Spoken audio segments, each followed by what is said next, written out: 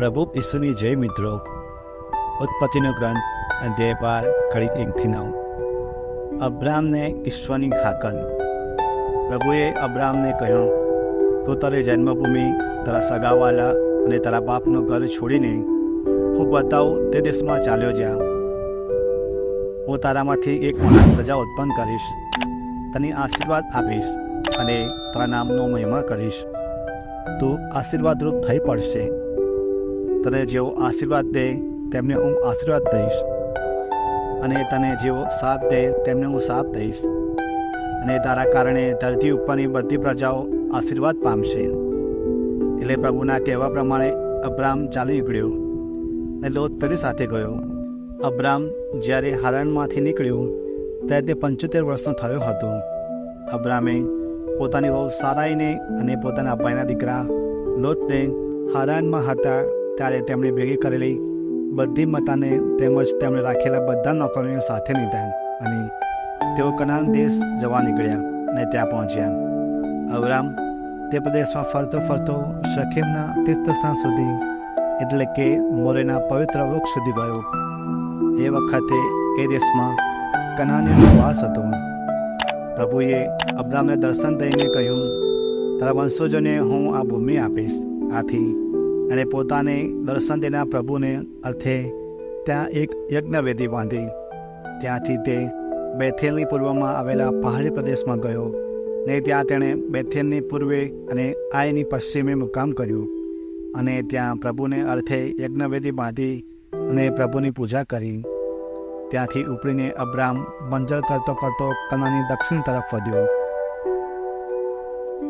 મિત્રો, આજના વચનમાં આપણે વાંચીને સાંભળી શકીએ છીએ કે પ્રભુ પરમેશ્વરે અબ્રામને હાકલ કરે છે અને તેમને કહે છે, તારું ઘર બાર બધું છોડીને હું કહું તે દેશમાં જવું પડશે.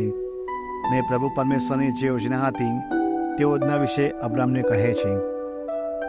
અહીંયા આપણે એક વસ્તુ જોઈ શકીએ છીએ કે જે પ્રભુ પરમેશ્વરે હાકલ કરી કે અબ્રામે તરત જ તે પ્રમાણે કર્યું.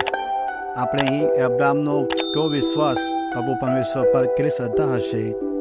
પોતાના જીવન વિશે વિચાર ના કરતા, કશું વિચાર્યા વગર જ પ્રભુ પરમેશ્વરે કીધું તે તરત જ તે પ્રમાણે કરવાનું ચાલુ કરી દીધું. તો મિત્રો, આટલા માટે જ અબ્રામને વિશ્વાસનો પિતા કહેવામાં આવે છે. આપણે પણ પ્રાર્થના કરવી જોઈએ કે આપણા મનમાં, આપણા જીવનમાં, આપણી આત્મામાં આટલો વિશ્વાસ અને આટલી શ્રદ્ધા આવે. બીજી વાત, આપણે અહીં જોઈ શકીએ છીએ કે આપણા જીવનમાં શું મહત્ત્વનું છે. આપણે વિચારીએ એ કે પ્રભુ પરમેશ્વર જે આપણા માટે યોજના બનાવી છે તે અબ્રામે પોતાના જીવન કરતાં 75 વર્ષની ઉંમરે પ્રભુ પરમેશ્વરની યોજના તે સૌથી વધારે મહત્ત્વ આપ્યું અને જેમ એમને કીધું તેમ જ કર્યું. તો આપણે પણ અહીંયા શીખવા મળે છે. આપણે અત્યારે જે પ્રમાણે જીવન જીવી રહ્યા છે, નકામની વસ્તુને મહત્ત્વ આપીને જે જરૂરી નથી અને જેનાથી કશું મળવાનું નથી, તો એના કરતાં જે સત્ય છે એને જાણવું જરૂરી છે. આપણા પ્રભુ પરમેશ્વર, તેમના વચન, તેમની યોજના એ સત્ય છે.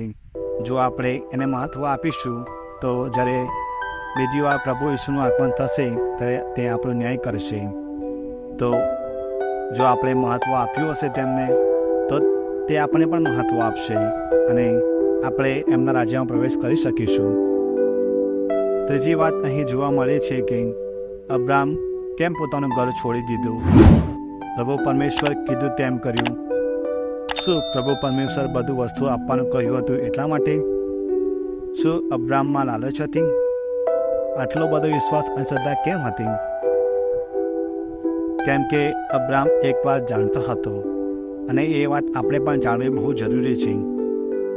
તેમને ખબર હતી કે પ્રભુ પરમેશ્વર જે કહે છે તે કરે છે.